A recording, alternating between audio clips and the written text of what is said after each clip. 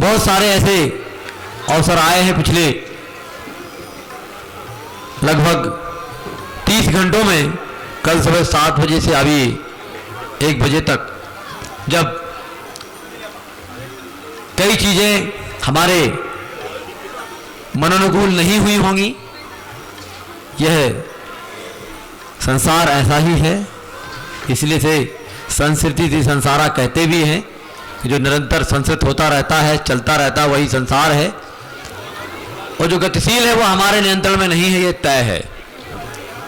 इसलिए अगर कहीं ऐसा लगा हो कि चीज़ें हमारे पकड़ में नहीं है, हमारे मन अनुकूल नहीं है, तो उसके लिए हमें क्षमा करिएगा।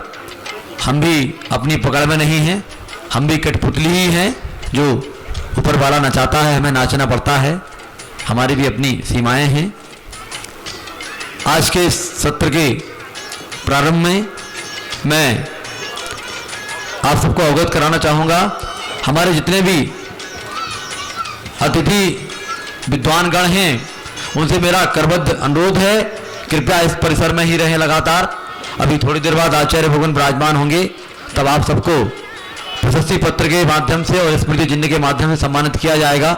उस समय कहीं आप दाएं बाएं ना होइए, हमारी प्रार्थना है सही समय पर आप आ जाएंगे तो हमें बहुत प्रसन्नता होगी आपके कर कमलों में स्मृति चिन्ह भेंट करते हुए।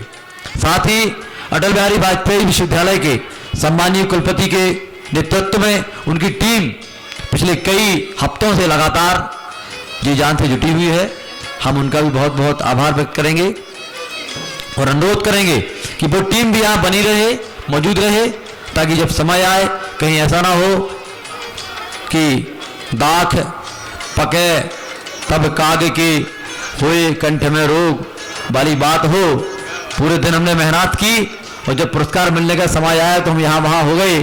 अनुरोध मेरा है कृपया बने रहिए हमारे साथ, अगले केवल 3 घंटे की बात और है।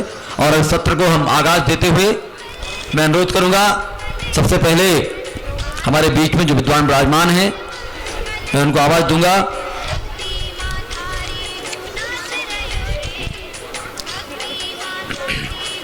सबसे पहले मैं अनुरोध करूंगा डॉक्टर अमिता मोदी हैदराबाद से, वो आए। मैं इनके बारे में बता दूं, ये बहुत सहज सरल दिखती हैं लेकिन बड़ी वक्ता हैं और एक बड़ी लेखक भी हैं और बहुत दूर से आचार्य जी के चरणों में अपना भाव अर्पित करने आई हैं। डॉक्टर अमिता मोदी, आइए, तालियों की गड़गड़ाहट बजाइए, लगे कि विद्वत गण तो है ही, साथ में श्रोता भी हैं। आइए।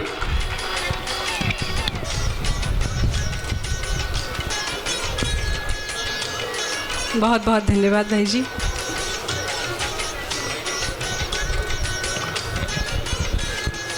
परम पूज्य आचार्य श्री विद्यासागर जी के चरणों में अनंत बार नमोस्तु करती हूँ। परोक्ष रूप से पूरे संघ के चरणों में अनंत बार नमोस्तु करती हूँ। यहाँ विराजे सभी विद्वानों के लिए सविनय जय जिनेन्द्र। मेरा शोध का विषय था हिंदी महाकाव्य परंपरा में मूक माटी का अनुशीलन। मैंने हिंदी महाकाव्य परंपरा में मूक माटी का अनुशीलन विषय पर अपना शोध कार्य पूर्ण किया। वियोगी होगा पहला कवि, वियोगी होगा पहला कवि, आह से उपजा होगा गान, निकल कर आँखों से चुपचाप वही होगी कविता अनजान। ये पंत जी की पंक्तियाँ हैं जो मुझे सहसा ही उद्वेलित कर देती हैं कि आचार्य श्री के मन में क्या भावना रही होगी जब मूक माटी का सृजन हुआ होगा। मानवीय आवेगों के असह होने की दशा में अंतः की शब्दातीत अनुभूति को शब्दों में व्यक्त किया जाने वाला प्रयास काव्य है। महाकाव्य की अपेक्षा जीवन को विस्तृत फलक पर चित्रित करता है, जिसमें जीवन शतशः रूपों में प्रकट होता है। महाकाव्य सृजन की सुदीर्घ परंपरा अनवरत रूप से प्रवाहमान है। अनेकों महाकवियों ने अपनी सधी हुई तुलिका तथा विराट काव्य प्रतिभा से विलक्षण काव्य सृजित किए, जिन्हें साहित्यकारों ने महाउपपद से सुशोभित किया। मूक माटी के प्रणयकार सांसारिकता से असंपृक्त कवि हैं। इस कृति का सृजन उनकी साया साधना का सुफल नहीं है। पूज्य आचार्य श्री ने महाकाव्य के लिखने के उद्देश्य से मूकमाटी का लेखन नहीं किया, लेकिन फिर भी जिस प्रकार राम तुम्हारा व्रत स्वयं ही काव्य है, कोई कवि बन जाए सहज संभाव्य है, ठीक उसी प्रकार आचार्य श्री जी की तूलिका साक्षात बृहस्पति की तूलिका के समान है, जिससे निश्चित प्रत्येक शब्द विशिष्ट है, विशाल है, गंभीर है। मूकमाटी में शब्दों की नवीनतम व्याख्याएं पूज्य श्री के अपरिमित ज्ञान का प्रतीक हैं। मूकमाटी अतुल्य है, अनुपम है, अजेय है। पश्चिमी सभ्यता तथा संस्कृति का व्यापक प्रभाव वर्तमान में जनमानस पर दिखाई दे रहा है।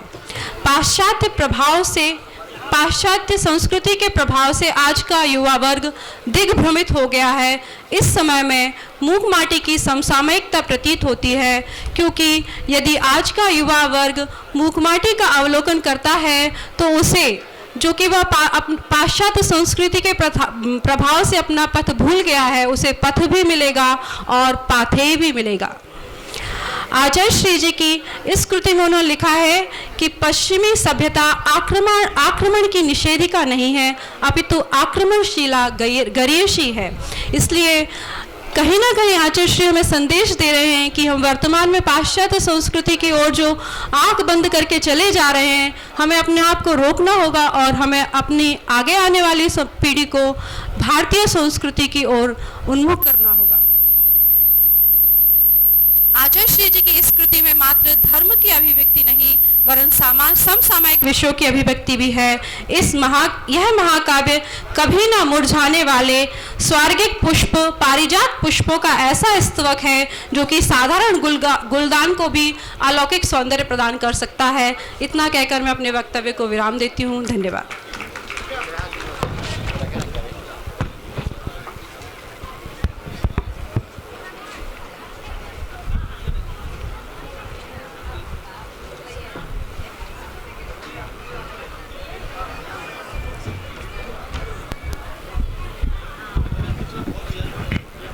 मूकमाटी और उसके अक्षर वैभव पर अभी हम सुन रहे थे अमिता जी को। साधुवाद आपको। और इसके बाद मैं आवाज़ देना चाहता हूँ, आमंत्रित करना चाहता हूँ बीना से पधारी डॉक्टर रश्मि जैन को। बीना सही वो कह रहा हूँ ना मैं? गलती हो भी जाए तो कोई बात नहीं है, आपके प्रति मौन ही भावना की भाषा है, मैंने सुबह भी कहा था। सादर पधारे, संशोधन कर दीजिएगा। रश्मि जैन जी लगातार उनकी सक्रियता और अकादमिक कर्म क्षेत्र में उनकी उपलब्धियां, मैंने उसकी लंबी लिस्ट पढ़ी, लेकिन अभी हमें बहुत से वक्ताओं को प्रस्तुत करना है। मैं आपको सम्मानपूर्वक माइक्रोफोन पर धन्यवाद भाई आपको। 2 दिवसीय राष्ट्रीय संगोष्ठी और आचार्य श्री का वह सृजन मूकमाटी, और उस पर यह विद्वानों की संसद, इसमें उपस्थित हमारे विभिन्न विश्वविद्यालयों के मुखिया, कुलपति जी पधारे और सुधीजन पधारे। इसके साथ ही आयोजक मंडल के सभी सदस्यगण और धैर्यवान श्रोतागण जो विगत 2 दिन से अपनी उपस्थिति से वक्ताओं का गौरव बढ़ा रहे हैं। मैं बात करूं, मैंने शोध पत्र का शीर्षक चुना था मूकमाटी आधुनिक समाज का चित्रण। बहुत खुशी की बात है कि कल का दिन जो हमने सुना वो एक अंकों का महत्व था, यानी पहुंचे हुए मूर्धन्य उच्च कोटि के वक्ताओं का था, विद्वानों का था। हम तो शून्य हैं, पर आज मौका मिला कि अंकों के साथ शून्य को भी महत्व दे दिया, जुड़ गया, क्योंकि आगे आने वाला दायित्व हम ही लोगों के कंधों पर है और भविष्य का जो पीढ़ी को दिशा बोध कराने का हमें अपना दायित्व निभाना है। मैं बात करूं, आचार्य श्री संत हैं। आचार्य श्री के बारे में कहने की कोई जरूरत नहीं, सभी समझदार हैं। कथनी और करनी में उनकी अभिन्नता है, यही उनका एक प्रभाव है और यह प्रभाव उनकी मूक माटी में दृष्टिगोचर होता है। मूक माटी कहती है कि आचार्यश्री का सामाजिक सरोकार है। वे एक सामाजिक प्रहरी के रूप में मूक माटी में उपस्थित दिखाई देते हैं। उन्होंने समाज की नब्ज को बहुत अच्छी तरह टटोला है। मूक माटी के वे सर्जक हैं तो हमारे इस आधुनिक समाज के सर्जन हैं। उन्होंने हमारे समाज की विद्रूपताओं पर एक शल्य चिकित्सक की हैसियत से उसकी शल्य चिकित्सा बखूबी की है। उनके मूक माटी में चिंता भी है आधुनिक समाज को लेकर और चिंतन भी है, और वो है हम सबसे उनकी वह लेखनी, वह मूक माटी प्रश्न करती है।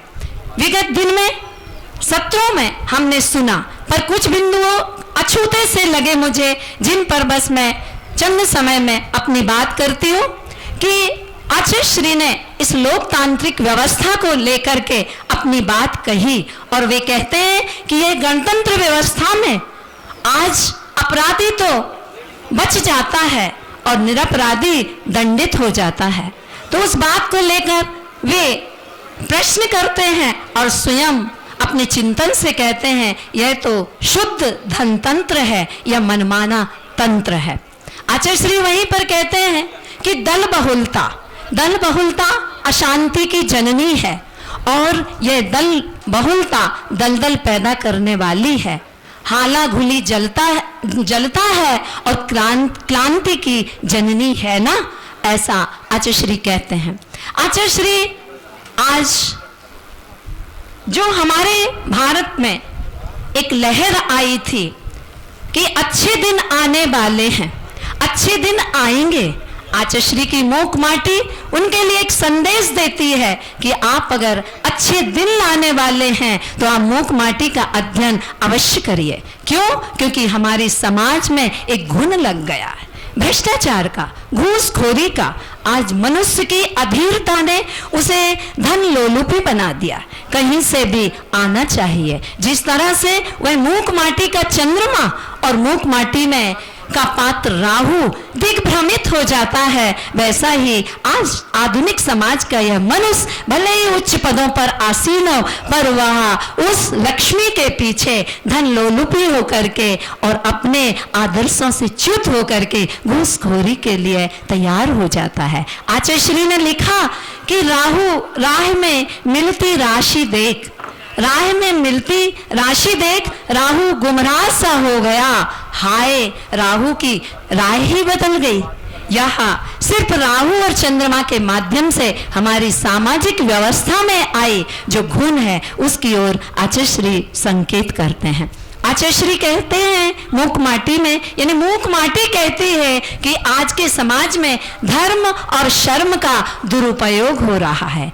क्या तन संवर्धन है, क्या तन संरक्षण हेतु धर्म बेचा जा रहा है, क्या धन संवर्धन हेतु शर्म बेची जा रही है। मूक माटी की लेखनी यह प्रश्न करती है इस युग के विद्वानों से, इस युग के सुधी चिंतकों से। यानी आज हमारा समाज जो भारतीय संस्कृति पर वैश्वीकरण के इस युग में पश्चिमी सभ्यता का कुठाराघात हो रहा है, उस पर भी आचार्यश्री की लेखनी मौन नहीं है और मूक माटी इस पर बड़ी चिंता व्यक्त करती है।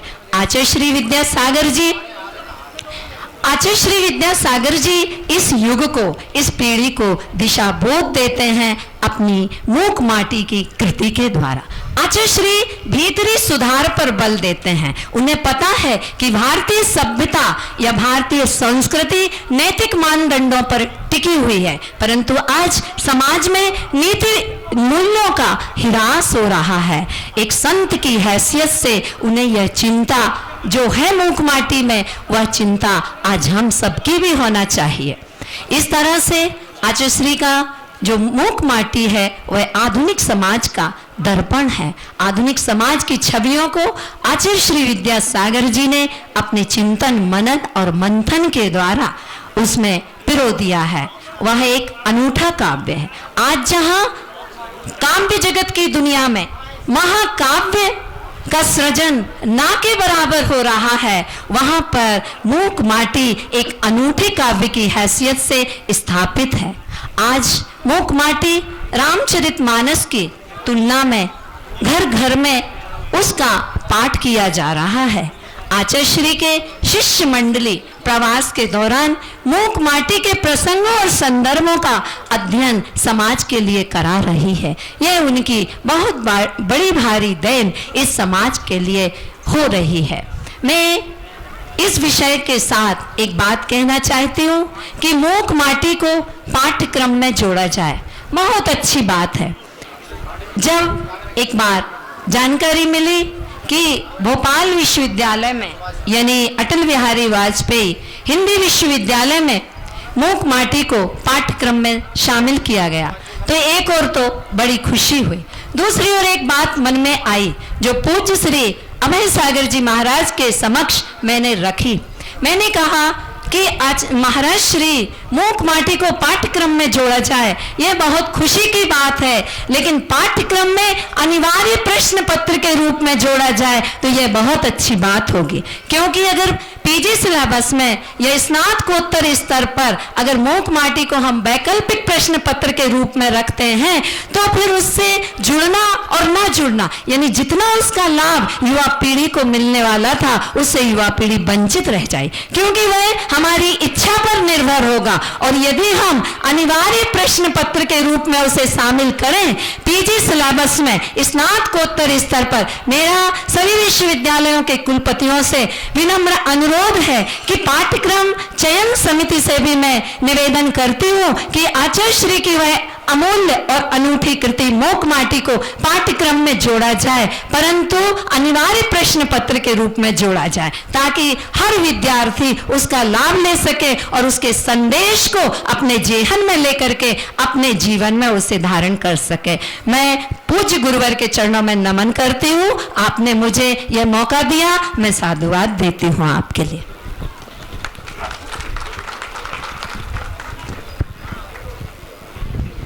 बहुत अनौपचारिक रूप से एक औपचारिक सत्र की शुरुआत हम लोगों ने की है।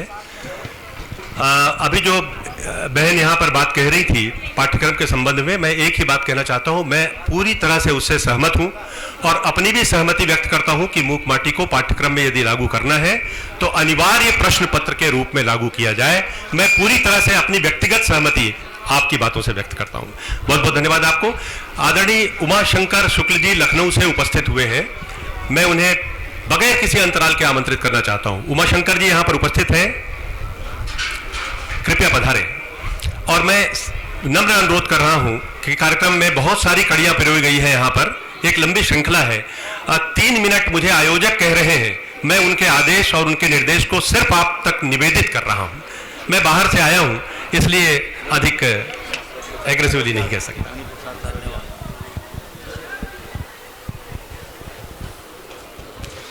बहुत बहुत धन्यवाद। सर्वप्रथम मैं संत शिरोमणि आचार्य विद्यासागर जी का स्मरण पूर्वक नमन कर रहा हूँ। इस सभागार में उपस्थित समस्त विद्वज्जनों, सुधी सज्जनों एवं देवियों, मेरे वक्तव्य का मूल विषय आत्म कल्याण की अविरल यात्रा मूक माटी, मूक माटी आत्म कल्याण की अविरल यात्रा, इस विषय पर अभी तक 2 दिनों से पर्याप्त मंथन हो चुका है। विभिन्न विषयों पर मंथन हुआ।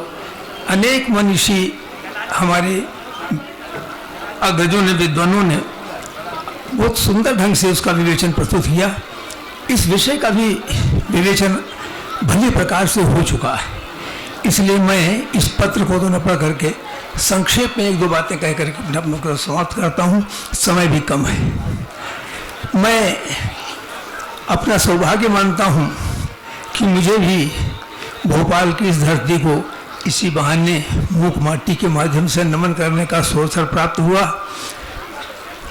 अंग्रेजी के महाकवि मिल्टन ने जो एक पंक्ति उनकी है, they also serve who stand and wait, मुझे बड़ा संबल प्रदान करती मालूम हो रही है कि मैं ऐसे ही व्यक्तियों में से हूँ।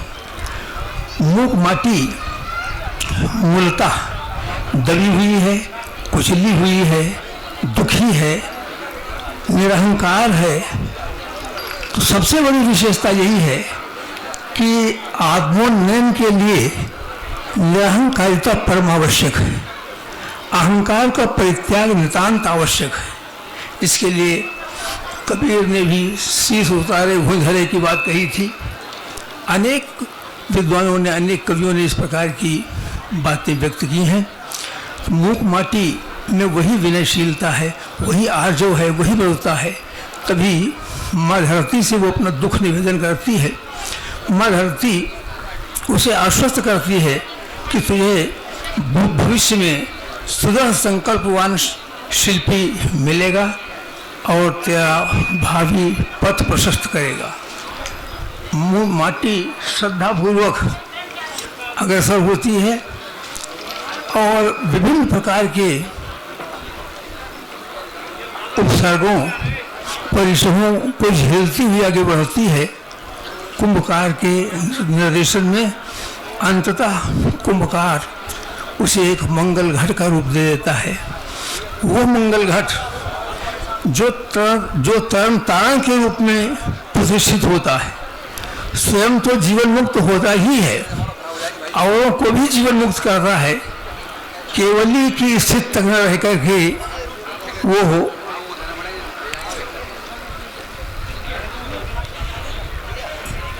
तीर्थंकर की स्थिति को भी प्राप्त करने वाला बनता है।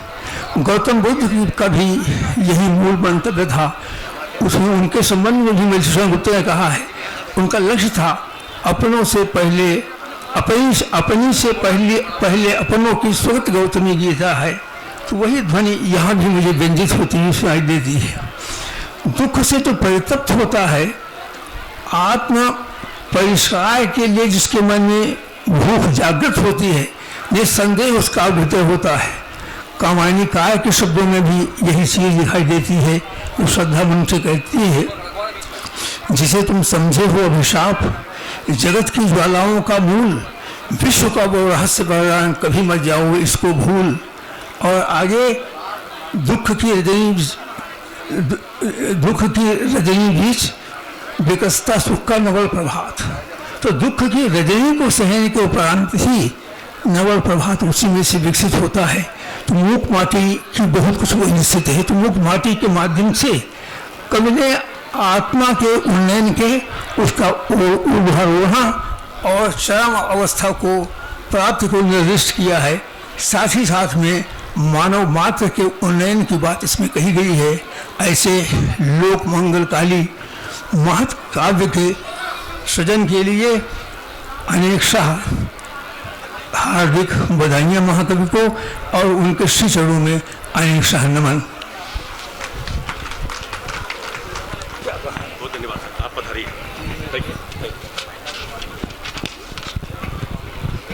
यह क्रम निरंतर रखते हुए मैं अब सादर आमंत्रित कर रहा हूं सागर से पधारे प्रोफेसर जे.के. जैन साहब को। Professor JK. जैन साहब कृपया पधारें। मुकवाटी को अलग अलग पहलुओं से सुनने और समझने का जो ये क्रम निरंतर है, उसमें इस सत्र में आपका स्वागत है।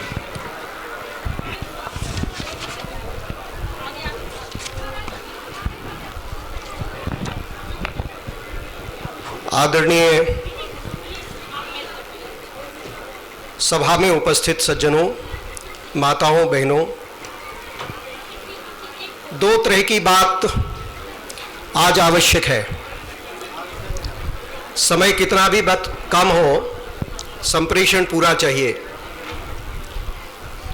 एक आवश्यक है भावनात्मक संवेग और दूसरा आवश्यक है अकादमिक संप्रेषण।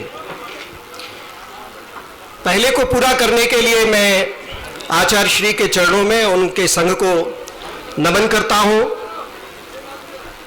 और जिस तरह स्वार्थी संसार अपना स्वार्थ देखता है, ठीक उसी तरह एक स्वार्थी व्यक्ति की तरह मैं आचार्य श्री के जन्म दिवस पर प्रभु से ये प्रार्थना करता हूं कि हम सब उपस्थित जनों को 1000 वर्ष की उम्र दें कि हम उन्हें ऐसे स्थान पर बराबर दर्शन करते रहें। आशय संभवतः स्पष्ट होगा। 3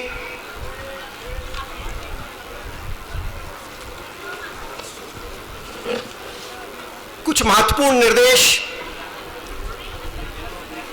अटल बिहारी वाजपेयी हिंदी विश्वविद्यालय के कुलपति जी ने अपने पत्र के माध्यम से हम लोगों को प्रेषित किए थे कि कोई संदर्भ काव्यात्मक नहीं लेना है मूक माटी से।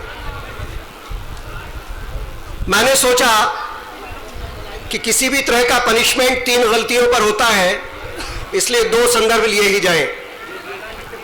अपनी बात शुरू करने के पहले मैं आपके अस्तित्व को स्वीकार करता हूं, मनुष्य पर्याय के अस्तित्व को स्वीकार करता हूं इस मूक माटी के माध्यम से, और शुरू करता हूं इस बात से कि भोजन पान के विषय में भी ऐसा कुछ घट रहा है। स्वादिष्ट बलवर्धक दुग्ध का सेवन, ओज तोज विधायक, तेज विधायक घृत का भोजन, अकाल मरण वाहक, सात्विक शांत भाव सृजक, दीर्घ निर्मित पक्वात्र आदि बहुविध व्यंजन उपेक्षित हुए, उसी का परिणाम है दाह रोग का प्रचलन हुआ। आपको आश्चर्य होगा कि 488 पेज की इस मूक माटी में, जो आज से बोलती माटी हो गई है, इसमें छंदों का, काव्यों का कोई क्रम नहीं है, इसकी क्रम संख्या नहीं है, इसका कोई अंत नहीं है। इसका आशय यह है कि ये माटी बोलती रहेगी, बोलती रहेगी, बोलती रहेगी जब तक इस संसार में पुद्गल का अस्तित्व है। एक बहुत ही चिंतनशील विषय है। ये विषय है कि मूक माटी महाकाव्य की रचना आचार्य श्री ने जिन जिज्ञासु, ज्ञान के जिज्ञासुओं के लिए की, उनके लिए इसे किस तरह से देखना है। इनकी 3 दृष्टि हमारे सामने है। कल से अभी तक हुए सारे सत्रों में ज्यादातर इस बात की विवेचना की जा रही है कि दृष्टि अकादमिक है, काव्यात्मक है, या दार्शनिक कृति है, या मनोवैज्ञानिक तथ्यों का निरूपण है। यह एक वैज्ञानिक क्रियाशीलता है, यह एक जीवन का कौशल है, मानव शरीर और जीवात्मा का सामंजस्य है, यह एक सच्चाई है और वैज्ञानिक क्रियाओं का सामंजस्य है, नितांत संसार के वियोग का सरस विषय है, या स्वस्थ शरीर में निवासरत एक महत्वपूर्ण बिंदु आत्मा के साथ संयोग है। जब हम दूसरे पक्ष को देखते हैं संतों की, तो ये बात सामने आती है कि हम पुद्गल से मोक्ष तक की यात्रा को इसमें पढ़ते हैं, लेकिन जब सांसारिक दृष्टि से देखते हैं तो हम ये कसरत करते हैं कि अगर मनुष्य स्वस्थ है तो उसका जीवन स्वस्थ है, और अगर उसका जीवन स्वस्थ है तो वह ऐसी कृतियों का सृजन स्वस्थ है, और ऐसी कृतियों की रचना और संरचना और आलोचना और उनकी मीमांसा स्वस्थ है, और तभी मनुष्य पर्याय का इस पृथ्वी पर जीवन स्वस्थ है। इस कृति की संरचना 3 आयामों में महत्वपूर्ण है। पहला महत्वपूर्ण आयाम यह है कि यह कृति किसी हिंदी के विद्वान ने नहीं की। इस कृति की रचना किसी प्रयोगशाला से हुई है। वह प्रयोगशाला तप की प्रयोगशाला है, एक तपस्वी की प्रयोगशाला है, जिसमें 5 सम्यक तत्वों को समाहित किया गया है। हम उन तत्वों को अहिंसा, सत्य, अचौर्य, ब्रह्मचर्य और अपरिग्रह के नाम से जानते हैं। जब इन महाव्रतों में हम सम्यक शब्द को जोड़ देते हैं तो एक प्रतिमूर्ति आचार्य श्री की हमारे सामने आती है, और हम ये मानते हैं कि अगर भगवान महावीर स्वामी के बाद इस कृति के माध्यम से दयोदय केंद्रों की स्थापना के माध्यम से आचार्य श्री विद्यासागर जी ने शुरू किया है, तो भगवान महावीर स्वामी के बाद अहिंसा का कोई धर्म का प्रचार करने वाला, धर्म को आगे बढ़ाने वाला इस कृति के माध्यम से किया जाना समाज के लिए एक बड़ा अनुकरणीय है। इसे आगे बढ़ाया जाना चाहिए। इन 5 महाव्रतों को दर्शन की दृष्टि से 4 अध्यायों में विभक्त किया गया, जिसमें एक अध्याय संकर नहीं वर्ण लाभ है, दूसरा शब्द ज्ञान है जिससे शोध का रास्ता प्रशस्त हो सके, तीसरा पाप का पालन, पाप पुण्य का पालन और पाप का प्रक्षालन है, इससे हम अपने अंदर किस तरह से दूषित चीजों को बाहर निकाल सकते हैं और अग्नि की परीक्षा चांदी सी राख। इस तरह से इन 5 पापों को अगर वो महाव्रतों में कन्वर्ट कर लेते हैं इनके विपरीत भाव से, तो 3 अहिंसा जो मन वचन काय से होती है, इनके आधार पर हम एक अच्छा रूपण मूक माटी के माध्यम से समाज को दे सकते हैं। मन में जो दूषित वृत्तियां हैं उनको निकालना, उनको निकाले हुए बाहर करना और उनको साफ सुथरा करना, यही इस चिंतन का मुख्य उद्देश्य है। और बात कविताओं की है, बात काव्य की है। चंद्र कुमार जी परेशान हो जाते हैं जब किसी के हाथ में माइक आता है, पर मैं इसे स्वीकार करता हूं क्योंकि अनुशासन यहीं से बनता है। विद्यासागर जी की कृति में इस युग के 2 मानव अपने आप को खोना चाहते हैं। एक भोग राग द्वेष को, मद्यपान को चुनता है और एक योग त्याग को, आत्मध्यान को ढूंढता है। कुछ ही क्षणों में दोनों होते हैं विकल्पों से मुक्त। फिर क्या कहना, एक शव के समान निरा पड़ा है और एक शिव के समान खरा उतरा है। बात लंबी है, बात विचार की है, बात चर्चा की है, बात विविधता की है और बात को आगे बढ़ाने के लिए क्षेत्र की, समय की आवश्यकता है। बात को और आगे ना बढ़ाते हुए 2 लाइन के साथ ये बात समाप्त करना चाहूंगा, जिसमें क्षेत्र की नहीं आचरण की दृष्टि से मैं जहां पर हूं वहीं आकर देखो मुझे, तुम्हें होगी मेरी सही सही पहचान, क्योंकि ऊपर से नीचे देखने से चक्कर आता है और नीचे से ऊपर का अनुमान लगभग गलत निकलता है। अनुपात ज्ञान की बुद्धि के साथ सामंजस्यता को यह मूक माटी बोलती हुई प्रतीत होती है। माननीय आयोजकों ने जैसा सोचा समझा उचित ही किया, किसी तरह की किसी से कोई क्षमा याचना की इस तरह के कार्यक्रमों में आवश्यकता नहीं है। यह समय है जो अविरल गति से बहता जा रहा है। मैं हिंदी विश्वविद्यालय के कुलपति जी को, सागर विश्वविद्यालय के कुलपति जी की ओर से सभी को, यहाँ उपस्थित सज्जनों को, आयोजकों को इस बेहतर आयोजन के लिए बधाई देता हूँ और पुनः आचार्य श्री के चरणों में अपना शीश झुकाता हूँ। धन्यवाद।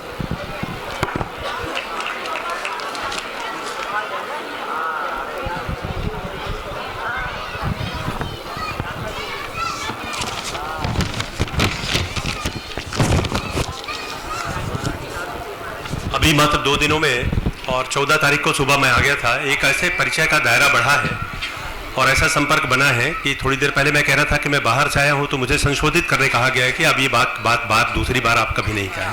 बहुत बहुत धन्यवाद। ये अपना तो है, उसके लिए आपका बहुत बहुत शुक्रिया।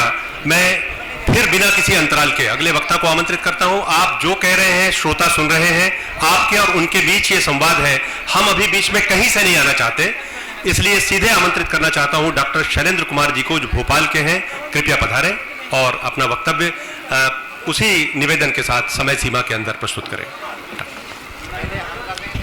मेरे पास कुछ विचार, कुछ पर्चियां आ रही हैं कम्युनिकेट करने के लिए, लेकिन समय की मर्यादा है, मैं नहीं पढ़ पाऊंगा।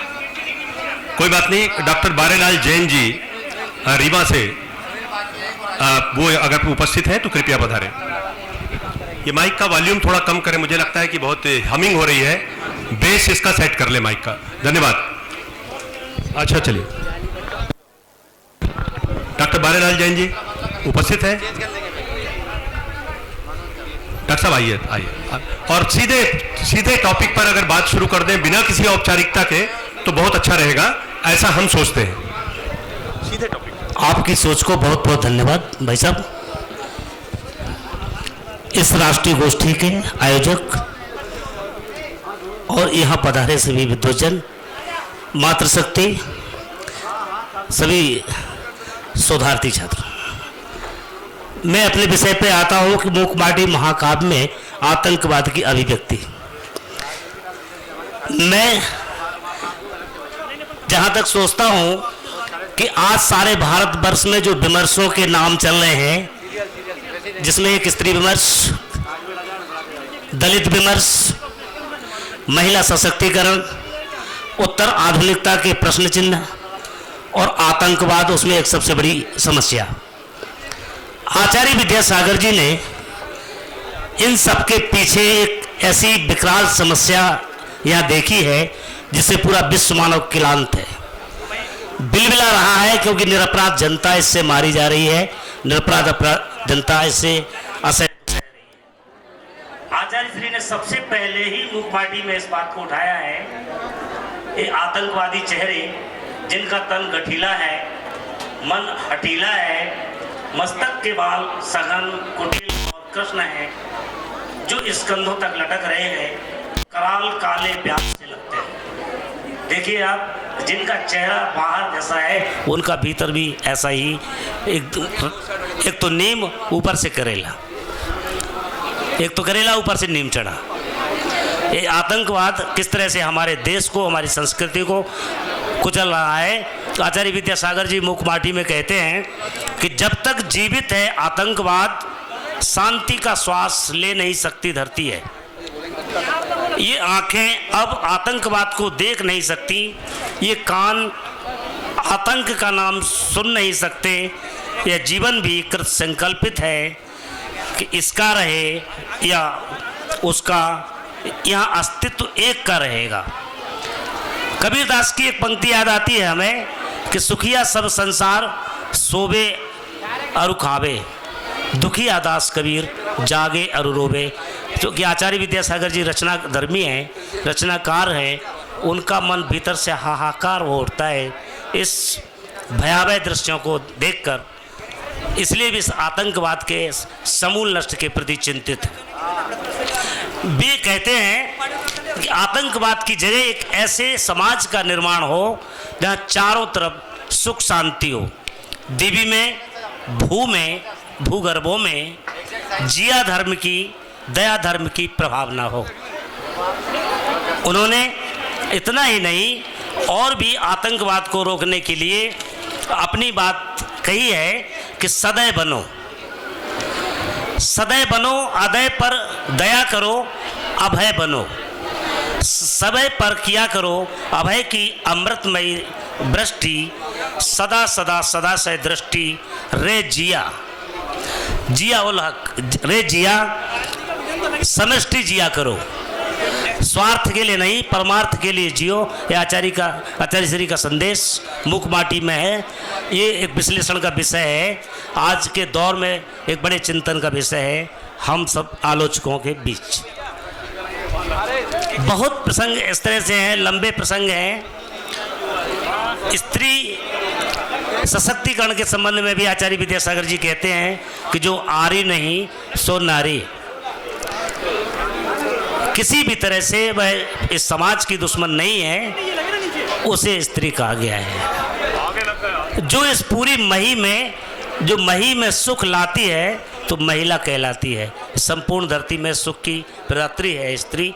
स्त्री सशक्तिकरण के लिए भी उनका एक कथन आज की दृष्टि में, हमारी दृष्टि में निश्चित रूप से बहुत ही शुभ है और शुभ का सृजन मूकमाटी का संकल्प है।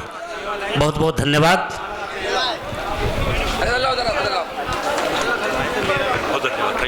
Thank you. Doctor Saroj Gupta. को आवाज़ दे रहा हूँ इसके बाद। ये नाम मुझे प्राप्त हुआ है, उपस्थित हैं सरोज जी। वही 3 मिनट के अंदर आपको भी इसके बाद सम्मान समारोह का क्रम भी प्रारंभ हो रहा है। कार्यक्रम में की बहुत सारी कड़ियाँ हैं, आयोजक जिस तरह चाहेंगे आगे बढ़ाएंगे। मैं तब तक हूँ आपके सामने जब तक मुझे आदेश है। Thank you.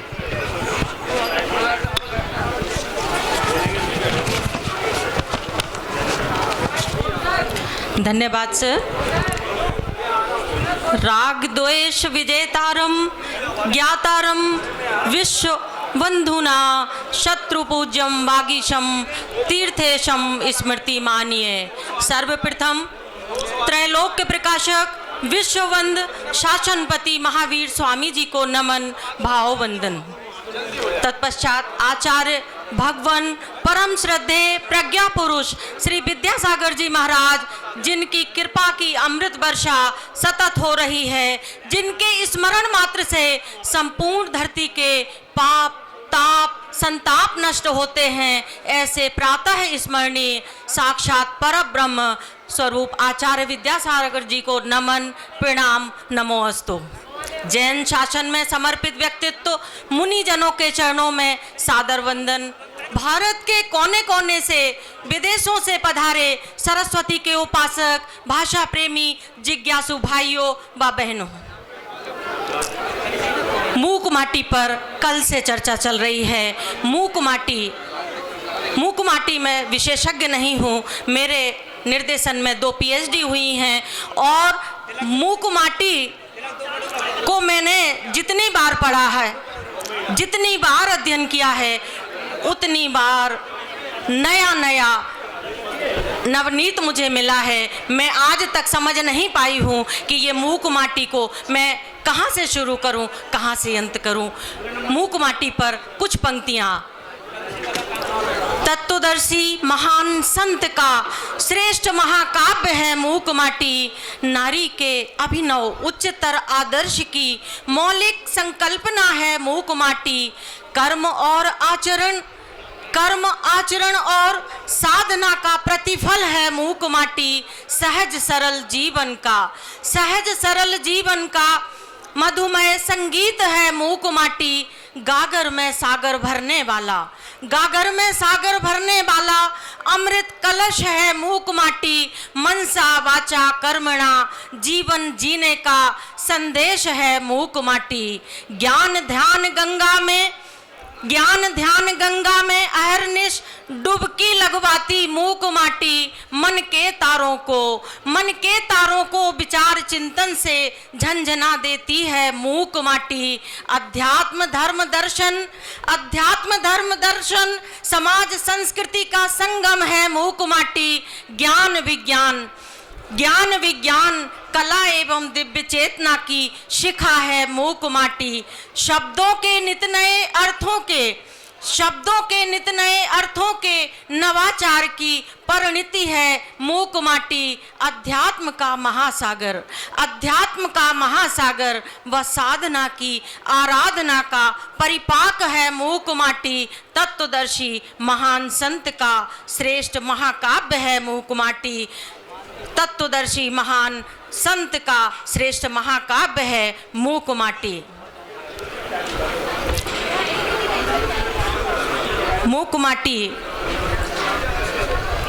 के सृजनकर्ता को मैं कोटि कोटि नमन करती हूँ। और मूक माटी में नारी विषयक अवधारणा, अभी हमारे पूर्व वक्ता ने भी नारी विषयक अवधारणा पर चर्चा की है, मैं भी कुछ चिंतन यहाँ पर प्रस्तुत करना चाहती हूँ। कवि वरेण्य आचार्य श्री ने नारी के प्राचीन मूल्यों आदर्शों के अनुरूप नवीन दृष्टिकोण से महिमा मंडित किया है। नारी के मुख्य स्वरूपों में स्त्री, अबला, महिला, दुहिता, कन्या, कुमारी, जाया, जननी, सुता, अंगना एवं प्रकृति आदि शब्दों की अद्भुत व्याख्या की है तथा नारी विषयक जो मौलिक संकल्पनाएं आचार्य श्री ने मूक माटी में प्रस्तुत की हैं, वे यत्र नार्यस्तु पूज्यन्ते रमन्ते तत्र देवता से भी मुझे बढ़कर प्रतीत हुई हैं।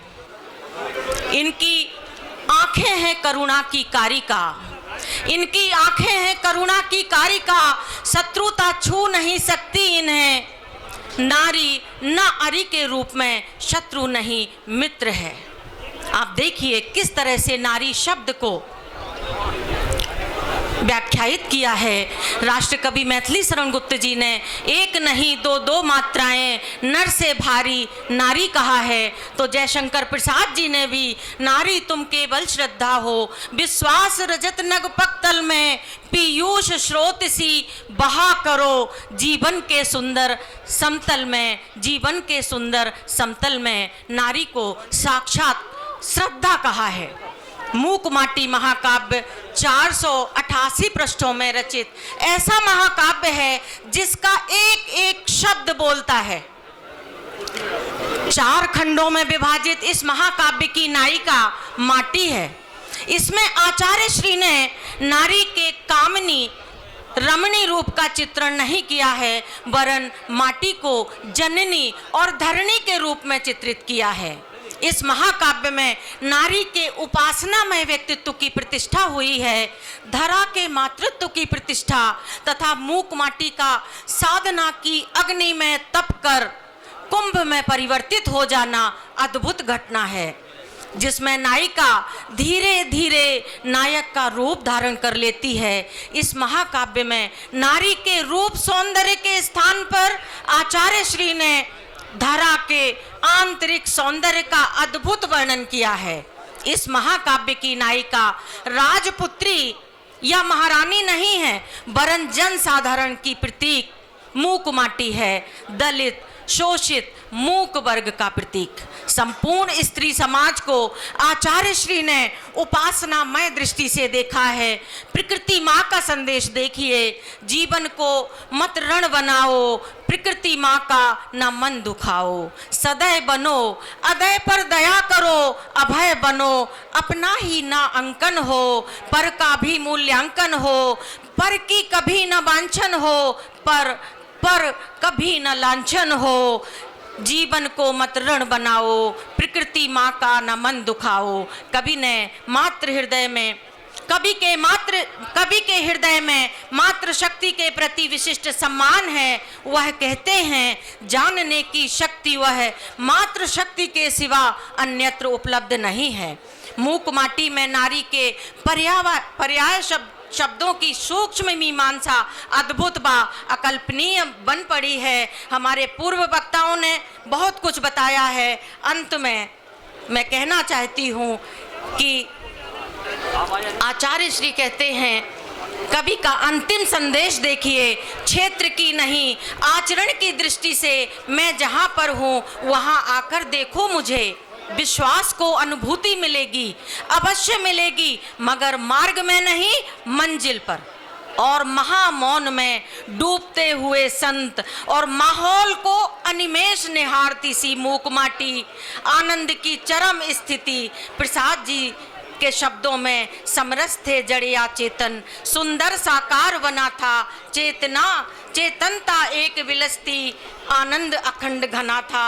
यहाँ महामौन में संत का डूबना, माटी का मुख होकर अनिमेष निहारना कितना मनोवैज्ञानिक है। शब्द हार जाते हैं, मौन मुखर हो उठता है, अलौकिक आनंद की वर्षा होने लगती है और आचार्य श्री की नारी विषयक संकल्पना पूर्ण होती है। नारी धरती का फर्ज निभाती है और समुद्र सी विशाल ममता समेटे आकाश हो जाती है, आकाश हो जाती है।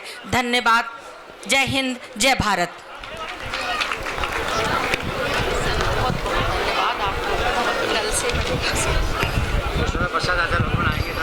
मैं क्षमा चाहता हूँ सब श्रोताओं के सामने, पूरी दीर्घा के सामने इस तरह मुझे आना पड़ता है और ये कंपेयरिंग में कभी जीवन में नहीं किया हम, और ना ही हम पसंद करते हैं। फिर भी जैसा हमें निर्देशित किया जा रहा है हम उसका पालन कर रहे हैं। ये मान करके आप हमारी व्यक्तिगत धृष्टता ना माने और क्षमा करेंगे अपनी जगह से। मैं दिल से आपको हृदय से ये बात कहना चाह रहा हूँ, ठीक है ना। जो आदेश मिल रहा है मैं उसका पालन कर रहा हूँ और डेकोरम से प्रोग्राम करना और मिनट टू मिनट प्रोग्राम करना वो एक अलग किस्म की बात रहती है, वो अपनी जगह है। यहाँ पर एक पूरा समाज उपस्थित है, इस कारण थोड़ा शिथिल भी किया गया है इसको, इस वातावरण को, और थोड़ा सा आत्मीयता देने के लिए, एक अपनापन देने के लिए भी। फिर भी समय का ध्यान रखेंगे, इसके बाद के भी वक्ता ये फिर निवेदन कर रहा हूं, और आदरणीय स्वनामधन्य व्यक्तित्व डॉक्टर सुरेश जैन सरल जी को आमंत्रित कर रहा हूं, जिन्होंने आचार्य श्री की जीवनी उस दौर में लिखी जिस दौर में उनके माध्यम से आचार्य श्री के प्रति अधिक जिज्ञासा का वातावरण निर्मित करने में बहुत मदद मिली, बहुत सहयोग मिला, और बाद में तो कारवां बनता गया और ना जाने कितने लोग शामिल हो गए। प्रथम पंक्ति में आचार्य श्री के जीवन, व्यक्तित्व और कृतित्व के प्रति अपार जिज्ञासा उत्पन्न करने वाले आदरणीय डॉक्टर सुरेश जैन सरल जी को सादर आमंत्रित कर रहा हूं। आपसे निवेदन कर रहा हूं, हर्ष ध्वनि से, तुमुल ध्वनि से डॉक्टर साहब का आप सब स्वागत करें। मैंने अपने शोध ग्रंथ में कम से कम 50 से अधिक उद्धरण डॉक्टर साहब के लिए हैं। 1997 में रविशंकर विश्वविद्यालय से जब डॉक्टरेट मैंने किया, तब की बात बता रहा हूं। धन्यवाद गुरुजी, नमस्ते।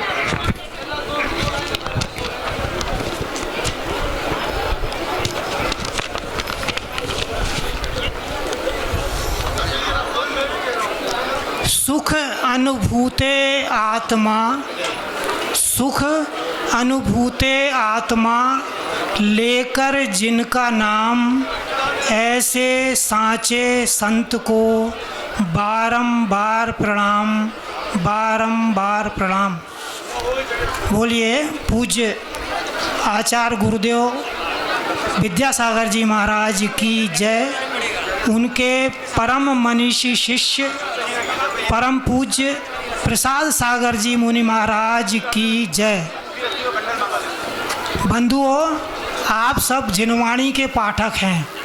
जिनवाणी अब गुरुवाणी हो गई है और गुरुवाणी जिनवाणी हो गई है। ऐसा मत सोचिए कि जो मंच के पास बैठे हैं सिर्फ वे विद्वान हैं, जो आखिरी तक बैठे हैं वो सब विद्वान हैं। और थोड़ा ध्यान से सुन लीजिए, ये बात सुरेश सरल की नहीं है, मूक माटी की है। आचार्य श्री के लेखन का ढंग ही निराला है। जब वार्ता उस पदार्थ पर हो जो बोल नहीं सकता, उस पदार्थ पर हो जो बोल नहीं सकता, तो ऐसी स्थिति में उसके सृजक को बोलना बतियाना पड़ता है। मगर जब सृजक भी मौन धारण कर ले तो उसकी पावन लेखनी बोलने लगती है। जगत हितैषी परम गुरुदेव राष्ट्र संत शिरोमणि आचार्य 108 श्री विद्यासागर जी महाराज ने चुप रहकर भी संसार को सोचने समझने का व्यापक चिंतन करने के लिए जिस महान ग्रंथ का प्रणयन किया है उसका नाम है मूक माटी। उसके संसार के ज्ञानी ध्यानी विचारकों के लिए अनेक संभावनाएं परिलक्षित की गई हैं। गुरुदेव महाकवि हैं, अतः उनके शब्द समूह अक्सर एक से अधिक अर्थ प्रदान करते हैं। मंच के पास हल्ला नहीं करिए। जो चिंतक गण शब्दों के साथ साथ आगम के अध्येता हैं, वे हर अर्थ की गहराई तक चले जाते हैं। लेख का विषय है मूक माटी में पर्यावरणीय चेतना और प्राकृतिक उपचार। मेरी दृष्टि इस ग्रंथ पर 32 वर्षों से है। जब यह प्रकाशित नहीं हुआ था तब से, सन 84 से, जब यह महज एक फाइल के रूप में था। मुझे इसके अनेक अंशों का पाठ आचार्य श्री के मुखार बिंद से सुनने का सौभाग्य भी मिला है। महाकवि परम पूज्य आचार्य श्री ने पर्यावरणीय चेतना की चर्चा के साथ एक ऐसी कला की चर्चा की है जिसे हम प्राकृतिक उपचार कहते हैं। इतना ही नहीं, उन्होंने प्राकृतिक उपचार के साथ साथ मृदा उपचार की भी चर्चा की। मृदा उपचार, मिट्टी से उपचार। महाकाव्य के प्रथम पृष्ठ पर ही प्रथम पृष्ठ पर ही रचनाकार ने धरती की तुलना माता की मारदव गोद से की है। उसके बाद माटी की चर्चा की है। यहाँ से ही पर्यावरणीय चेतना, प्राकृतिक उपचार के संकेत शुरू हो जाते हैं। माटी संकेत करती है कि स्वच्छता व शांति चाहने वालों को धरती की गोद अच्छी लगती है और जो जन गोद में बैठेंगे उन्हें माटी का स्पर्श स्वमेव हो जाएगा। वह माटी पृष्ठ 4 पर कहती है, हीन, पतित और दयनीय लोगों के लिए खुलासा करती है कि सभी कभी अपमान होवे तो दुखी नहीं होना चाहिए। दुख झलकाने वाले अपने चेहरे को छिपा लेना चाहिए, मुख बंद रखना चाहिए और दुख का घूंट पी लेने की सहनशीलता प्राप्त कर लेना चाहिए। इस चेष्टा से आत्मा और शरीर दोनों स्वस्थ व सुरक्षित रहेंगे तथा उन्हें बलशाली व्यक्तित्वों से अनावश्यक संग्राम नहीं करना पड़ेगा। ध्यान रहे, शक्तिहीन का मौन बलशाली का दर्प होता है, दर्प गला देता है। सुन लीजिए फिर से, शक्तिहीन का मौन बलशाली का दर्प गला देता है। इस प्रसंग को प्राण प्रदान करते हुए प्रश्न 9 पर महाकवि हीना और पतित माटी की योग्यता का घोष करते हैं कि अपने को लघुतम मानना ही प्रभु के गुरुतम होने की पहचान करवाता है। सो जो प्रभु से जुड़ गया है वह पतित नहीं रह गया, हो गया है पतित पावन। मैं अध्यक्ष महोदय के साथ साथ श्रोताओं से कहना चाहता हूँ कि महाकाव्य के रचनाकर्मी दिगंबराचार्य हैं, अतः उन्होंने माटी के माध्यम से पर्यावरण के साथ देह ही नहीं आत्मा के भी उपचार का ध्यान रखा है। मैं अपने लेख को संक्षिप्त कर दिया है ताकि दूसरे लोग बोल सकें। मैं समापन करना चाहता हूँ। जो इस गोष्ठी के आयोजक हैं सभी अच्छे विद्वान लोग हैं, सबने मेहनत करके आयोजन किया है, लेकिन उनके भाग्य से ये गोष्ठी कवि सम्मेलन में बदलते बदलते बच गई।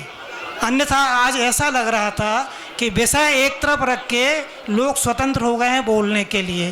तो मैं पुनः आयोजकों से प्रार्थना करता हूँ कि जिन्हें बुलाया है उन्हें विषय पर ही बोलने दीजिए, अन्यथा हम लोग का रक्त पसीना सब बेकार जाएगा। धन्यवाद।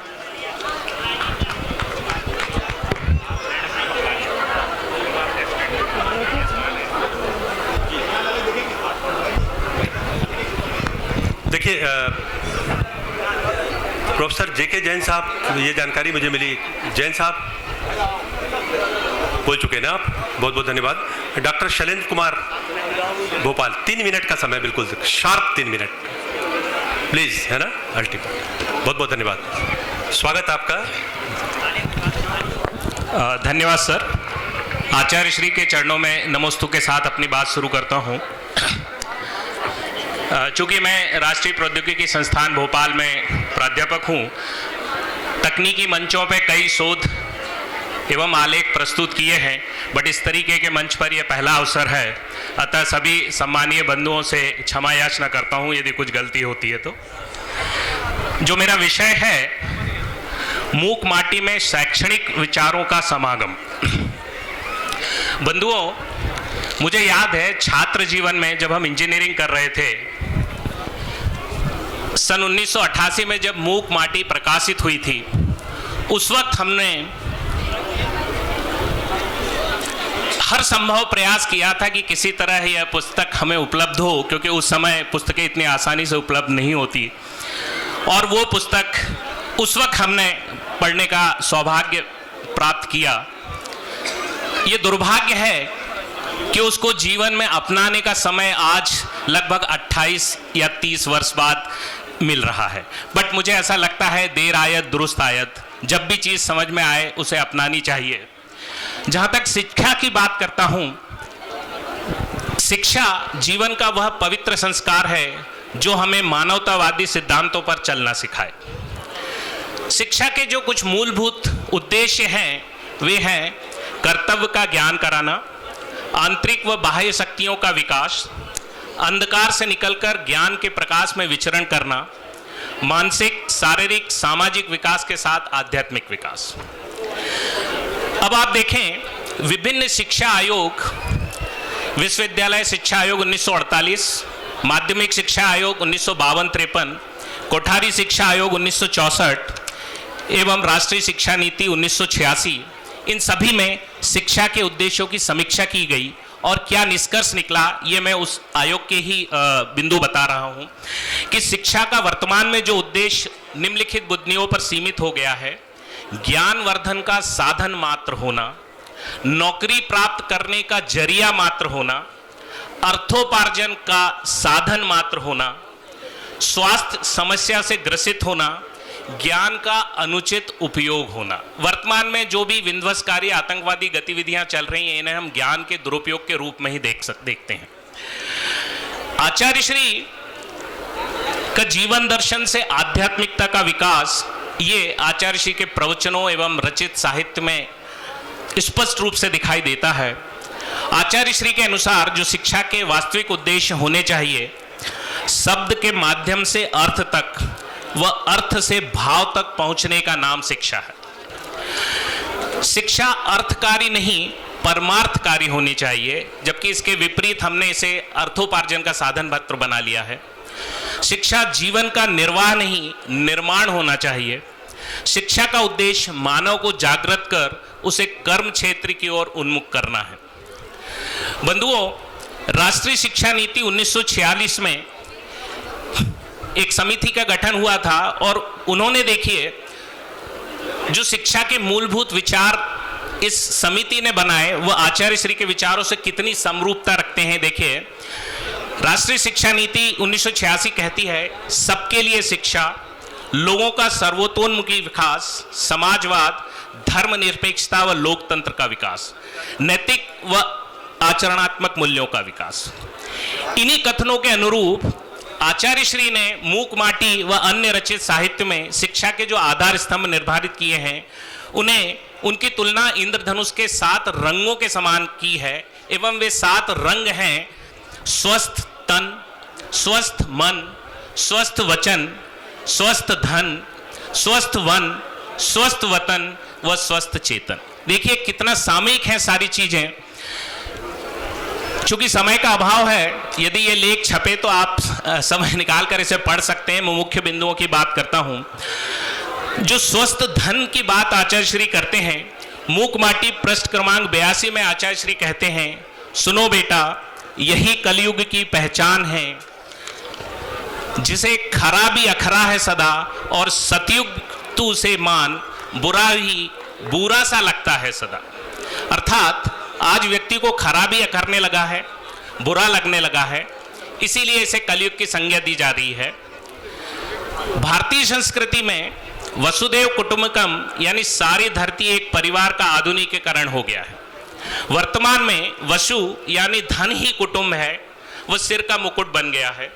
इस हेतु मूक माटी पृष्ठ क्रमांक 414 में आचार्य श्री कहते हैं, धन का मितव्यय करो, अतिव्यय नहीं, अपव्यय हो तो कभी नहीं, भूल कर स्वप्न में भी नहीं, और अव्यय हो तो सर्वोत्तम है। आचार्य श्री के अनुसार शिक्षा को संस्कार से जोड़कर स्वस्थ चेतन धन अर्जन व न्याय नीति से स्वस्थ अचेतन धन अर्जित करना व अर्जित धन के सदुपयोग को ही शिक्षा से जोड़कर भौतिकता की ओर बढ़ते कदम को रोकना है। बंधुओं, आचार्य श्री ने अपने साहित्य में जो कुछ मुख्य बिंदुओं का उल्लेख किया है वो देखिए कितने सामयिक हैं। उनका जो वर्तमान में अभिप्राय है, मन, वचन तथा कर्म द्वारा किसी भी प्राणी की हिंसा न करना। वर्तमान में यदि हम देखें तो इसका अर्थ परस्पर प्रेम व भाईचारे से है। विचार, वाणी तथा व्यवहार से सत्य का पालन करना, अर्थात झूठ व मायाचारी रहित समाज। स्थूल या सूक्ष्म किसी प्रकार की चोरी नहीं करना, अर्थात चोरी व भ्रष्टाचार मुक्त भारत। सभी प्रकार की इच्छाओं के त्याग के साथ अपने मन एवं इंद्रियों को नियंत्रित करना, अर्थात संसाधनों का कम से कम उपयोग या पर्यावरण सुरक्षा, विषय शक्ति का त्याग कर आधासक्त होकर वस्तुओं का संग्रह बंद कर देना, अर्थात अपरिग्रह व मूल्य वृद्धि का अभाव। विद्यालय के संबंध में आचार्य श्री के विचार देखिए आप। यह उपाश्रय का परिसर है, यहाँ पर कसकर परिश्रम किया जाता है। निशिवासर यहाँ भी योगशाला है, प्रयोगशाला भी जोरदार है। देखिए कितना सुंदर लिखा है। परिश्रम के बिना प्राप्त सफलता स्थायी हो यह हमेशा आवश्यक नहीं है। अतः परिश्रम से प्राप्त शिक्षा सभी छात्र एवं आज जो कुलपति व अन्य प्राध्यापकगण उपलब्ध हैं, हम ये सुनिश्चित करें कि छात्र जीवन में छात्र जितना अधिक परिश्रम करे उतना ही उसका उद्धार होगा। कितनी समयोचित बात मूकमाणी में पृष्ठ संख्या 257 में आचार्य श्री ने की है। जो वर्तमान में प्रकृति व संसाधनों का अनुपातहीन दोहन हम कर रहे हैं, असमयित संयमित व्यवहार कर रहे हैं, शक्ति समय का अपव्यय कर रहे हैं, वह सही मूल्यांकन के अभाव को प्रदर्शित करता है। वह निसंदेह हम सभी के लिए सामयिक व चिंतनीय है। दो पंक्तियों के साथ अपनी बात समाप्त करता हूं। पृष्ठ संख्या 257 मूक माटी। जब सुई से काम चल सकता है तब तलवार का प्रहार क्यों करें? जब फूल से काम चल सकता है तब सूल सा व्यवहार क्यों करें?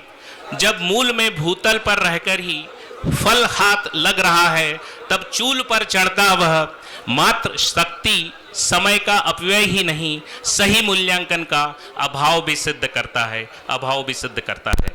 धन्यवाद। नमोस्तु गुरुवर।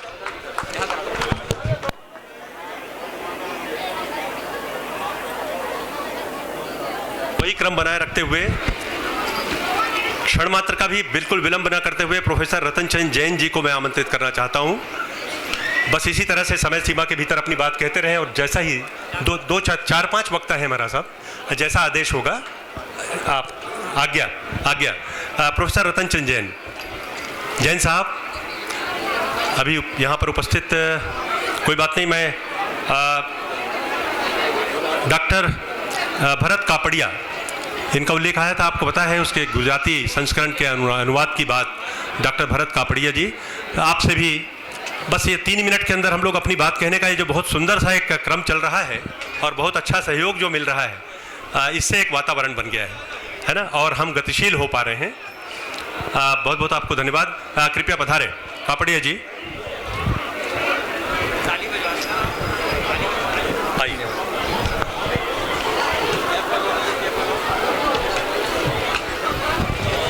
परम श्रद्धेय आचार्य श्री के चरणों में नमस्तु, समस्त मुनि संघ के चरणों में भी नमस्तु।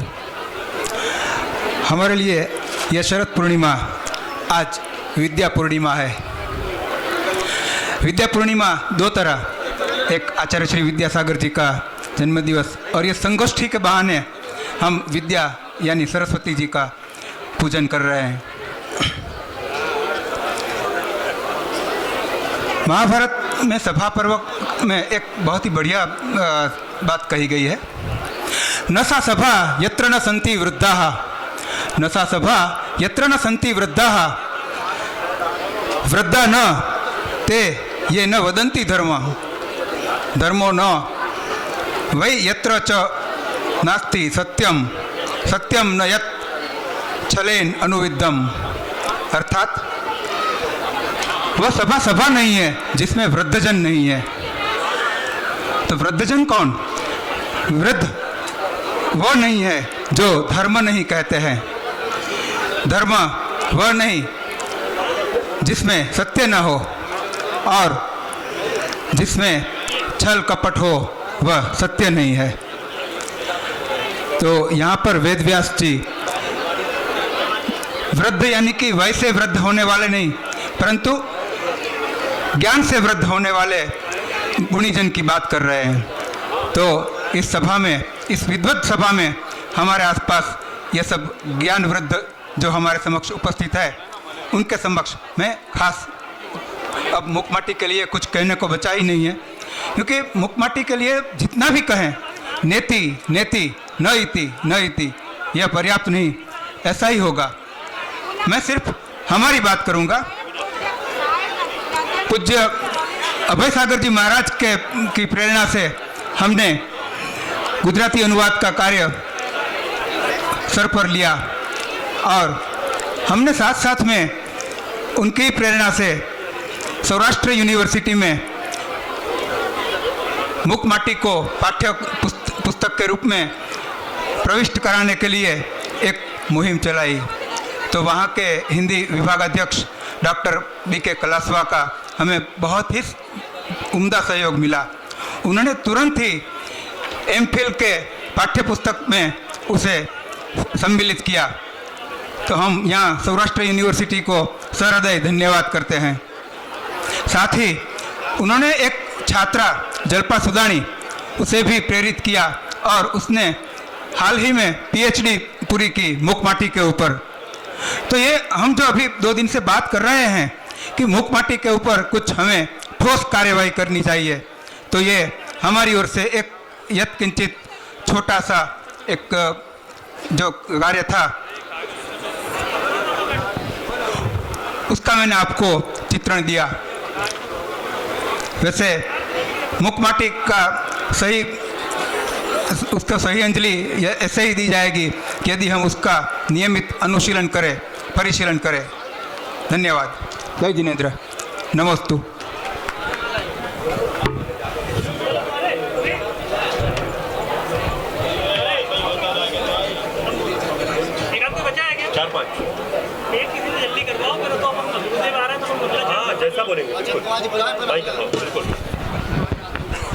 प्रोफेसर रतन चंद जैन जी का मैंने उल्लेख किया था, संभवतः यहाँ पर उपस्थित नहीं है।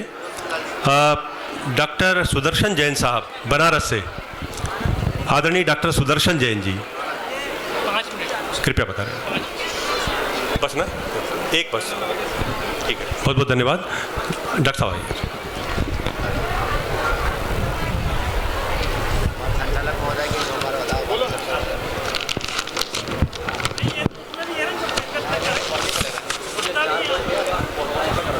परम पूज्य राष्ट्र संत आचार्य विद्यासागर जी महाराज के चरणों में सादर नभोस्तु निवेदन करता हूँ और उनके संग में विराजमान सभी मुनिराजों को मेरा नभोस्तु निवेदित है।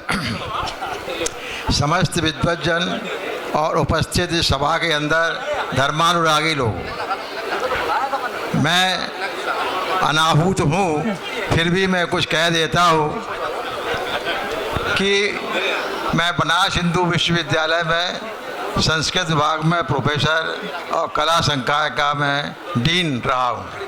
रिटायरमेंट के बाद वहाँ से मैं यहाँ पर निवास कर रहा हूँ। मुकमाटी जैसा ये ग्रंथ है, मेरी दृष्टि में ऐसा कुछ नहीं है जो इस ग्रंथ में ना हो, इसलिए मैं इसको शीर्षक देता हूँ कि इसमें क्या नहीं है। ऐसा कोई विषय नहीं है जैसे महाभारत के लिए कहा जाता है इसमें क्या नहीं है, सब कुछ इसमें है। इस पर बहुत सारी चर्चा हुई, उसका मैं विस्तार से विवेचन तो नहीं करना चाहता हूँ समयाभाव के कारण से।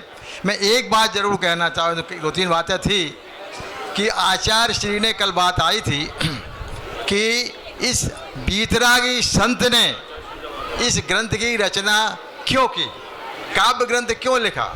इन्होंने बतलाया कि निरंतर अंतर मुहूर्त से अधिक शुद्धोपयोग पर रहना संभव नहीं है।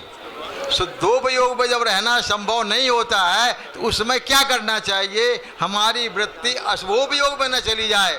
इसलिए शुभोपयोग के प्रयोग के लिए मैं ये ग्रंथ जो है मैं लिख रहा हूँ और इस ग्रंथ के द्वारा आबाल वृद्ध सभी के लिए मैं जो बात करना चाहता हूँ। महाराज जी के बहुत सारी चीज़ें हैं, उसमें से मैं एक पंक्ति आपके सामने रखना चाहता हूँ उनके इसमें से, जिसमें से पाप पुण्य से मिलने आता है, विष पीयूष में घुलने आया है। हे प्रकाश पुंज प्रभाकर अंधकार की प्रार्थना सुनो, बार बार भगाने की अपेक्षा, बार बार भगाने की अपेक्षा एक बार इसे जगा दो। हे स्वामीन, अपने में जगा दो इसे, मिटाओ या मिलाओ अपने में, प्रकाश की सही लक्षण वही है जो सब को प्रकाशित करे। एक बात और बात कहूँ धृष्टता की, भाग्यशाली भाग्यहीन को, ध्यान से, भाग्यशाली भाग्यहीन को कभी भगाते नहीं प्रभु, भाग्यवान भगवान बनाते हैं, यही उसका नारा होता है। ऐसे इनके एक एक चरण जो है, यद्यपि ये बहुत विस्तृत काव्य है, इसमें क्या नहीं है मैं नहीं समझ पा रहा हूँ। जो चीज़ देखो, न्याय देखो, दर्शन देखो, सामाजिक जो चित्रण, भाई व्यंग्यात्मक भाषा यहाँ पर इतनी अधिक है जिसका कि मैं आपके सामने वर्णन नहीं कर सकता हूँ। समयाभाव के कारण से मुझे अचानक आपने समय दिया, इसके लिए मैं आपका बहुत बहुत आभारी हूँ। और मैं ज़्यादा कुछ नहीं कहना चाहता हूँ, पर इतना ही कहना चाहता हूँ कि आचार्य विद्यासागर जी इस युग के मसीहा हैं। और ये जो काव्य है, काव्य की रचना के बारे में कहा जाता है कि शक्ति निपुणता काव्य शास्त्राद्य वीक्षणात्, कब शक्ति चाहिए, निपुणता चाहिए, और उसके बाद काव्याज्ञ अभ्यास, तीन चीज़ों के द्वारा काव्य की रचना होती है। परंतु मुनिश्री के अंदर जो प्रतिभा है, नव नमोस मोहन साधनी जो प्रतिभा है, वही इस काव्य के सृजन में कारण हुई है। और काव्य का जो प्रयोजन होता है, उस काव्य के प्रयोजन को बताते हुए कहा गया है कि अर्थ लाभ के लिए, अपने यश प्राप्ति के लिए, काव्यम यश से व्यवहार करते शिवेतर क्षत्रिय सद्या परंद्रवृत्य कांता संवित तयोपदेश युजे। तो ये उपदेश सद्या परिनिर्वृत्ति ये ग्रंथ में हमारे लिए मिलता है। ये केवल कांता संवित उपदेश है, पर किस प्रकार की कांता है यहाँ पर है, वो मिट्टी रूपी जो कांता है यहाँ पर बताई गई है। श्रृंगार रस को तो उन्होंने कहा कि श्रृंगार रस वो नहीं है, श्रृंगार रस तो वो है जो अंतरंग में हमारा प्रवेश करता है। इसलिए बीभत्स रस का भी आपने निर्णय कर दिया, अद्भुत रस का भी कर दिया। तो ऐसे आपने जो इसमें बहुत सारी चीज़ें हैं नवीन नवीन, मैं तो ये कहता हूँ उपमा कालिदासस्य भारवे रथ गौरवम दंडिनापद लालित्यम मागे संति त्रियोगुणा, इस पंक्ति को बदल देना चाहिए, क्योंकि वहाँ हमारे परम पूज्य मुनिश्री आचार्य श्री के द्वारा लिखी गई जो मूक माटी है, वो ऐसा ग्रंथ है जिसे पद लालित्य भी है, अर्थ गांभीर्य भी है, एक एक पद के अंदर जो है उपमा भी है। तो ऐसे इन ग्रंथ में क्या नहीं है। मेरा यही कहना है, हर दृष्टि से, काव्य की दृष्टि से, भाव की दृष्टि से, हर दृष्टि से ये ग्रंथ जो है अत्यंत उपादेय है। इतना कह करके मैं विराम लेता हूँ क्योंकि समय का अभाव है। जय जैन।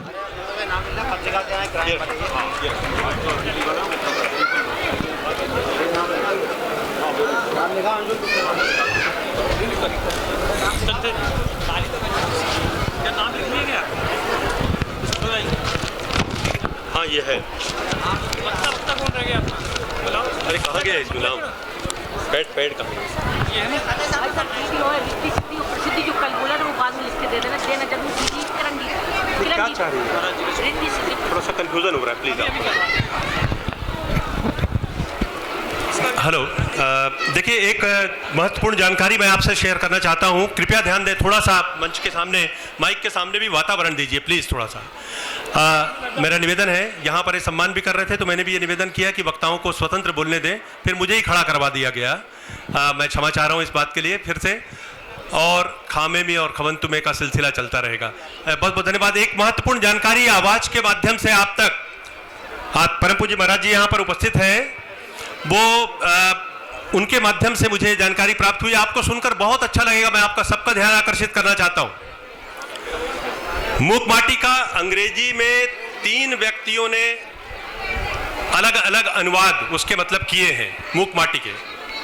आप जानते हैं तीनों प्रकाशित हैं। महत्वपूर्ण बात यह है कि तीसरा अनुवाद द म्यूट क्ले, मैं अभी आपसे उसको रूबरू करता हूं, आपके सामने करता हूं। पहले ये जानकारी दे दूं कि द म्यूट क्ले के रूप में इसका जो तीसरा अनुवाद हुआ है, ये बहुत सौभाग्य, सम्मान और गौरव का विषय है। मूक माटी जैसे एक राष्ट्र संत, प्रसिद्ध जैनाचार्य संत शिरोमणि आचार्य विद्यासागर जी महाराज द्वारा लिखी गई महाकृति का एक जैनेतर लेखक के द्वारा सफल अनुवाद किया गया, विनोद कुमार नयन भोपाल, श्री ओम प्रकाश बियानी नागपुर वालों ने इसका किया है इसका, और प्रकाशन में सहयोग प्रदान किया है श्रीमती मंजू जैन नागपुर ने। हम इसकी बार बार अनुमोदना करते हैं इस अनुवाद के लिए। अनुराधा शंकर जी जो एडीजी प्रशासन है उनका स्वागत करेगा। किसका? अनुराधा शंकर एडीजी प्रशासन। नहीं आ गई, उनका हम लोग स्वागत करते हैं। आदरणीय अनुराधा शंकर जी एडीजी प्रशासन यहाँ पर उपस्थित हैं, उनका समिति के पदाधिकारी सम्मान करने के लिए कृपया पधारें। ये मुझे जो जानकारी यहाँ पर दी गई थी, ये पुस्तक मैं आपके सामने करता हूँ। इसके लेखक को, प्रकाशक को, सहयोगी को इतने सुंदर अनुवाद के लिए और प्रकाशन के लिए आप सब अपनी जगह से हर्ष ध्वनि से, तुमुल ध्वनि से बधाई दें। ये आपसे निवेदन करता हूँ। ये है द म्यूट क्ले, आपके सामने इसे मैं प्रस्तुत करने जा रहा हूँ। ये सिलसिला अभी और जारी रहेगा, अनुवाद का भी, जैसा कि हम लोगों ने पहले बात की थी।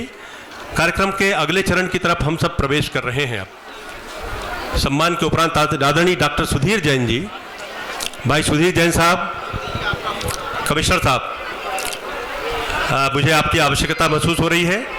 कार्यक्रम के अगले पायदान पर हम अब चलना चाहते हैं। हाँ,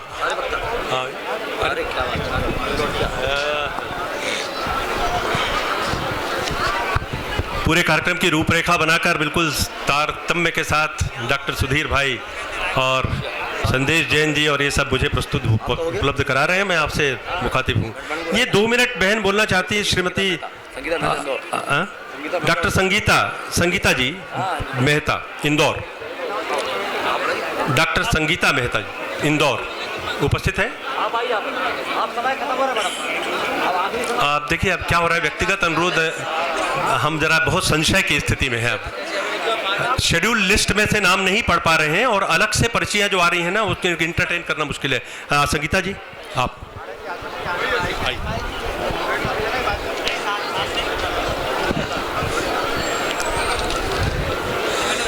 भारतीय संस्कृति के संरक्षक और संवर्धक, परम तपस्वी, ज्ञानार्णव ज्ञान सिंधु आचार्य ज्ञान सागर जी के परम शिष्य, आध्यात्म चंदन की सुरभि से सुवासित परम पूज्य विद्यासागर जी महाराज जी के चरणों में मैं त्रिबार नमोस्तु अर्पित करती हूँ। साथ ही उनके सत्संग विराजित मुनि वृंदों के श्री चरणों में भी मैं सादर नमोस्तु अर्पित करती हूँ। साथ ही तपस्वी वृंदों को मैं सादर नमन करती हूँ। आज बड़े सौभाग्य का विषय है कि मूक माटी जो जीवन के लिए बहुत आवश्यक है, उसके लिए ये सेमिनार आयोजित किया जा रहा है। अच्छा, करुणा के सागर, आध्यात्मवेत्ता, तपःपूत महाकवि आचार्य विद्यासागर जी कुशल शिल्पी हैं। वे शब्द शिल्पी हैं या अर्थ शिल्पी हैं या अध्यात्म शिल्पी, वे व्यष्टि के शिल्पी हैं या समष्टि के शिल्पी। आचार्य श्री तो संपूर्ण जगत और समग्र जीवन के शिल्पी हैं। कुंभकार जिस तरह मिट्टी को सुघड़ आकार देकर मंगल घट बनाता है, उसी प्रकार आचार्य श्री की अति व्यापक और अति सूक्ष्म दृष्टि व्यक्ति, समाज और राष्ट्र को ही नहीं अपितु विश्व के सर्वतोमुखी मंगल की भावना प्रशस्त करती है। और मूक माटी महाकाव्य इस मंगल का, इस श्रेष्ठ कल्याण का उदाहरण है। और यह महाकवि की अध्यात्म की अनुगूंज है। क्षिति, जल, पावक, गगन और समीर, ये निमित्त शरीर में, इनसे शरीर निर्मित है। क्षिति अर्थात माटी प्रथम तत्व है। माटी प्रकृति दत्त है। इस माटी की महिमा और गरिमा जगत में सर्वत्र व्याप्त है। ये माटी अनमोल है, यह ध्रुव सत्ता संपन्न है। हम मिट्टी के बने हैं, मिट्टी में खड़े हैं और मिट्टी में ही मिल जाएंगे। इस आचार्य श्री ने इस मिट्टी मूक रहने वाली माटी को सर्वत्र सजीव अभिव्यक्ति दी है, मूक को भाषा दी है और उसे पूर्ण चैतन्य के रूप में स्थापित किया है। मूक माटी नीचे से उठकर उत्थान की ओर जाने की यात्रा है, ये पतित से पावन की ओर जाने की यात्रा है। सतपथ प्रदर्शक आचार्य श्री भारतीय संस्कृति के शरण से आहत हैं, धार्मिक एवं नैतिक मूल्यों के पतन से दुखी हैं, राष्ट्रभाषा की अस्मिता के लिए चिंतित हैं और पर्यावरण के प्रति सचेत हैं। इसीलिए पतन के गर्त में जाने वाली मानव समाज में जीवन मूल्यों की पुनर्स्थापना के लिए संवेदनशील, करुणाकर